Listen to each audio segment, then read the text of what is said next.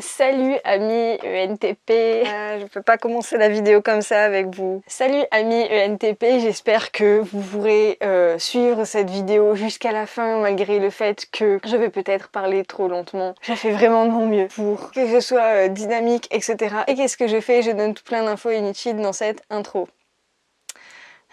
Donc je le redis à chaque fois, ce que je vais décrire là, évidemment, ne veut pas refléter tout ce que vous êtes et blablabla, ça reflète juste un archétype. Bon ça, je pense que vous êtes des 16 types de personnalités, vous êtes celui qui peut comprendre ça le mieux, avec le plus de facilité. Vous n'avez pas besoin de croire en quelque chose pour pouvoir l'utiliser. On a ça en commun. Salut. Parce que, voilà, éternel sceptique, et puis rester dans l'abstrait, ça vous dérange pas plus que ça. À chaque fois dans les vidéos, je pars de la 4e fonction, donc la plus vulnérable, pour aller jusqu'à la fonction dominante. La 4e, c'est celle qui va nous causer le plus d'emmerdes dans la vie avant qu'on arrive à en prendre conscience et que ça devienne le plus gros kiff. La 3e, c'est un peu notre enfant intérieur. En gros, c'est le truc dont on va vouloir réaliser les rêves à un moment ou à un autre dans notre vie. Donc c'est un peu notre agenda secret. Mais on n'en a pas forcément conscience tout de suite. Je veux dire, quand on est jeune, on n'en a pas forcément conscience. La 2e fonction, c'est la part mature et créatrice, donc c'est avec elle qu'on va créer des trucs. Et la première fonction, c'est la fonction héros, donc c'est celle qu'on fait H24, qu'on fait à l'excès, qu'on ne peut pas s'en empêcher, que c'est compulsif, mais en même temps, qu'on est complètement à l'aise avec ça. On est dans la maîtrise quand on l'utilise, c'est du génie. C'est de la capacité inconsciente. Vous savez, on a 4 phases dans l'apprentissage d'une compétence. D'abord, on a l'incapacité inconsciente, c'est quand on ne sait pas faire les trucs et qu'en plus, on n'est pas au courant d'à quel point on ne maîtrise pas. Voilà, ça, on pourrait dire que c'est notre 4e fonction. L'incapacité consciente, c'est quand on ne maîtrise pas le truc mais qu'on est au courant un peu d'à quel point on ne maîtrise pas. Ensuite, on a la capacité consciente, c'est-à-dire qu'on maîtrise le truc, mais on doit faire un effort volontaire pour y arriver et le faire correctement quand même. Donc on maîtrise le truc, mais on doit rester attentif à ce qu'on fait quand même. Et la capacité inconsciente, c'est quand on maîtrise le truc, on n'a même plus à faire gaffe. Tellement c'est ancré en nous. J'ai rajouté ça spécialement dans votre vidéo, je ne l'ai pas dit dans les autres parce que concrètement c'est juste une structure intéressante dont on n'a pas forcément besoin pour comprendre le MBTI, mais que j'avais envie de vous rajouter parce que voilà, parce que je pense que je rajoute des petits trucs dans chaque vidéo pour chacun. La fonction SI en 4e. Ça ne doit pas être facile. Ça va être ce qui vous permettrait de vous poser, d'avoir un peu de stabilité, de continuité dans votre vie, mais quelque chose de rassurant et de sécurisant et tout ça. Ben, ça va être difficile pour vous de le construire dans votre vie et de prendre conscience du fait qu'il y a une part de vous qui est comme ça. Mais qu'il est vraiment, pas juste dans l'imagination. Alors, comme chaque personne qui a un SI en 3e ou en 4e position, effectivement, le rangement, ça va pas forcément être votre truc, le tri, tout ça, bon. Alors, je peux me tromper, hein, mais je n'ai jamais rencontré de personnes qui avaient SI en 3e ou en 4e position qui n'étaient pas bordéliques. Contredisez-moi. Le cliché qu'on vous colle donc sur le dos, c'est que vous ne pouvez pas supporter les choses qui semblent solidement établies, où vous avez besoin, vous vous sentez responsable, et à ce moment-là, c'est plutôt mature comme attitude de vérifier que c'est vrai, que ça marche bien comme on le dit, que c'est correct, que c'est logique, que c'est vrai. Voilà, vous avez besoin de vérifier ce qu'il en est par vous-même, donc ça c'est votre fonction TI, mais il y a une petite part qui est un peu plus, comment dire, en plus de cette volonté de vérifier, qui est super utile, je trouve, il y a une petite part qui va être là comme non, mais c'est juste que ça me plaît pas en fait, le status quo. En fait, c'est pas vraiment le status quo qui va vous déranger, c'est plutôt le fait que ça ait l'air solidement établi depuis des siècles et des siècles et des siècles et des siècles, et que plus personne ne se pose la question de si ça vaut encore le coup de faire pareil, de continuer dans la même direction, et plus personne ne se pose la question de si vraiment le truc est encore pertinent à l'heure actuelle. Donc vous allez être là et vous allez, comment dire, jouer l'avocat du diable à chaque fois, juste pour remettre du mouvement dans les idées qui ont l'air d'être là et de vieillir et de moisir toutes seules. Avec FE en troisième position, vous avez, comment dire, une source de motivation extérieure, c'est-à-dire que vous voulez faire plaisir aux gens et ça vous motive à faire des trucs, mais pas trop quand même. Je sais pas non plus comment vous dire. L'idée est attirante, l'idée a l'air bien, a l'air classe. Et en fait, les gens qui arrivent bien à faire ça, peut-être bien qu'au fond, sans trop l'avouer lourdement, vous admirez un peu les personnes qui utilisent bien FE et comment dire, sont ultra altruistes et font tellement de trucs pour les autres, etc. Mais à un moment, c'est peut-être un peu excessif et vous allez réussir à être relativement équilibré par rapport à vos décisions entre TI et FE, entre des décisions par rapport à vous et des décisions par rapport aux autres.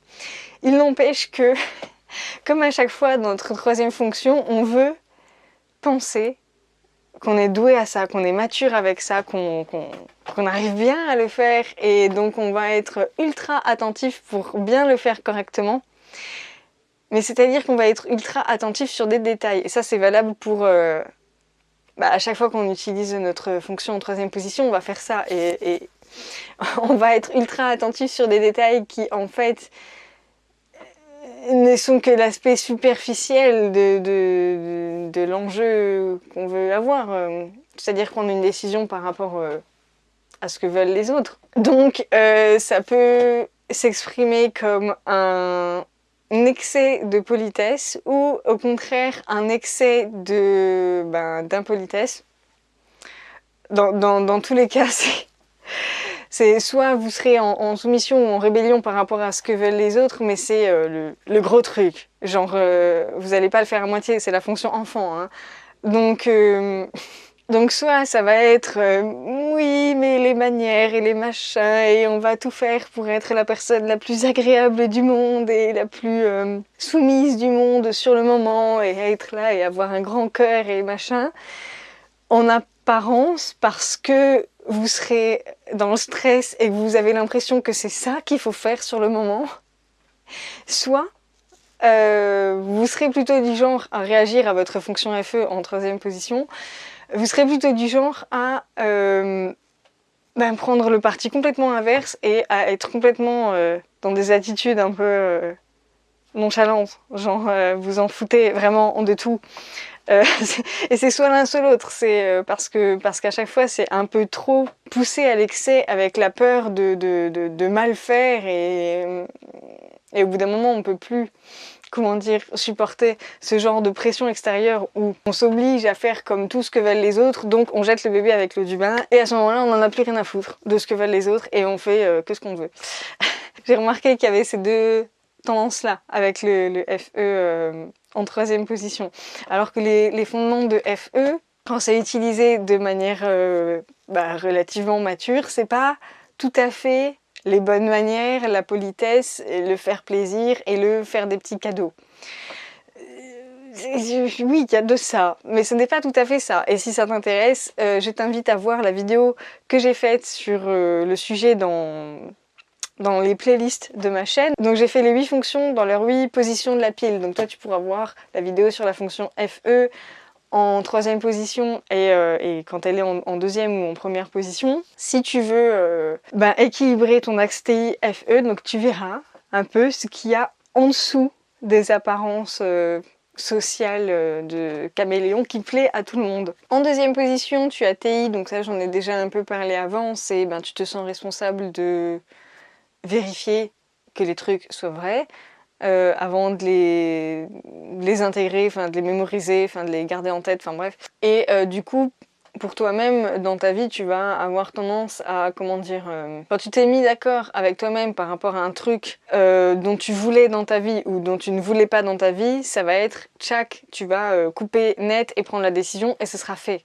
C'est vraiment super pratique parce que du coup, ça veut dire que t'as pas forcément besoin de volonté ou de motivation pour prendre certaines décisions. C'est juste qu'elles peuvent peut-être mettre un peu du temps à se prendre ces décisions personnelles parce que justement tu soupèses bien tous les trucs par rapport à ce que tu comptes faire, surtout si tu dois t'engager dans quelque chose sur le long terme. Alors là c'est juste les décisions les plus difficiles à prendre ever. Merci le SI en 4e position. Mais sinon, au jour le jour, t'as pas trop de mal à choisir dans quel resto tu veux manger et à choisir ton plat sur la carte et à choisir si tu veux partir ou rester pour manger un dessert. T'as pas trop de soucis avec toutes les petites décisions du quotidien en ce qui concerne ta propre opinion. Et dans les conversations, c'est pareil. T'as pas trop de soucis à savoir si tu veux participer ou pas, si tu... voilà. Ça peut te paraître complètement anodin, mais je t'assure que c'est pas le cas pour tout le monde. Tu pourras regarder les vidéos pour les autres types et je te laisse deviner pour quel genre de personne ça n'est absolument pas le cas.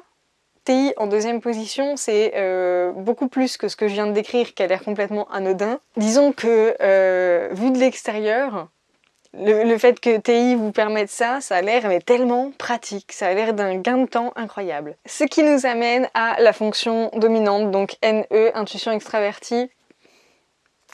Alors les fonctions de perception extravertie, quand elles sont en première position, c'est toujours des trucs qui vont nous amener à être ultra spontanés, à faire ce qu'on a envie de faire sur le moment. Donc en gros c'est des personnes qui vont toujours être en mouvement. Bon après vous c'est NE, donc c'est votre imagination qui est toujours en mouvement. Donc ça ne veut pas forcément dire que vous allez être toujours actif physiquement à faire des trucs comme les SE d'hommes. Vous, c'est plutôt toujours actif à apprendre des trucs et à imaginer des trucs. Donc moi, le simple fait de le dire et d'imaginer, d'essayer de me mettre un peu à votre place pour imaginer ce que ça peut être de vivre comme ça m'épuise et ça me rend... ça me met dans une forme de confusion. Je ne sais pas du tout comment vous faites pour nager dans cet océan de confusion, mais vous y arrivez. Et peut-être que pour vous, ça ressemble pas à de la confusion d'ailleurs. Je ne sais pas, mais ça a vraiment l'air d'être le gros bordel. Ça a vraiment l'air d'être le gros bordel dans votre tête. Mais après, ça ne vient pas nulle part. C'est pas non plus un bordel qui sort en mode génération spontanée, la naissance des mouches sur les poubelles parce que...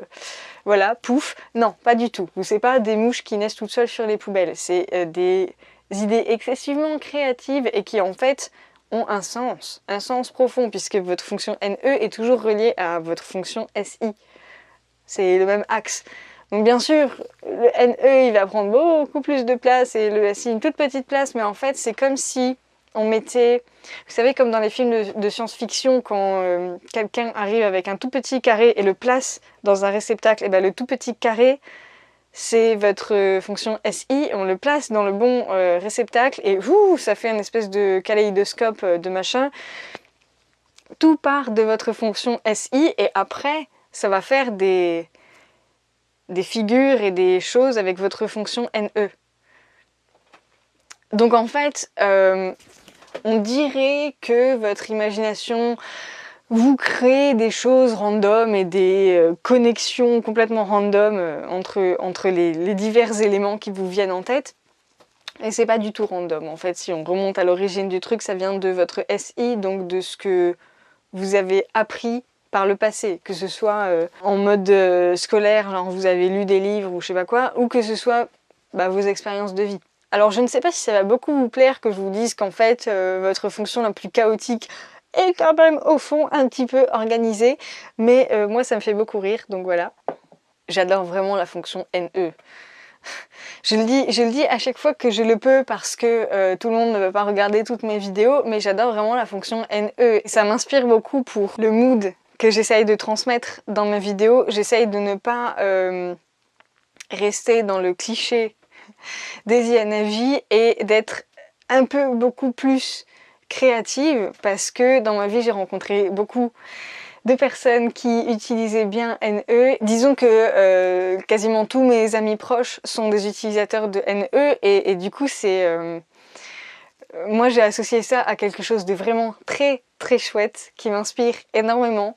Donc je n'ai pas dit la moitié du quart d'à quel point j'aime bien votre fonctionnement et de tout ce qu'il permet de faire et de en quoi il est super impressionnant et super badass et super chouette et super fascinant pour quelqu'un comme moi. Et évidemment parce que j'essaye de faire des vidéos courtes, donc too bad, mais je vais m'arrêter là. Si tu as envie d'en savoir plus sur chacune des fonctions séparément, je t'invite à voir la playlist que j'ai faite. Je sais pas si je l'ai déjà dit dans cette vidéo, mais j'ai fait une playlist sur les 8 fonctions prises séparément et dans les 8 positions de leur pile. Donc ça te permettra de vraiment savoir comment chacune des fonctions s'exprime chez toi. Parce que là, j'ai plutôt essayé de faire le tableau global de comment elles interagissent ensemble et de ce que ça donne comme comportement stéréotypique. Voilà, j'en ai fini. N'hésite pas à me faire tes retours, à me dire si ça t'a plu, si ça t'a intéressé, si ça t'a pas plu, si j'ai dit des conneries, si machin. Ça m'encourage vraiment de lire les réactions que vous pouvez avoir. Sur ce, moi j'ai hâte de te retrouver pour la prochaine vidéo.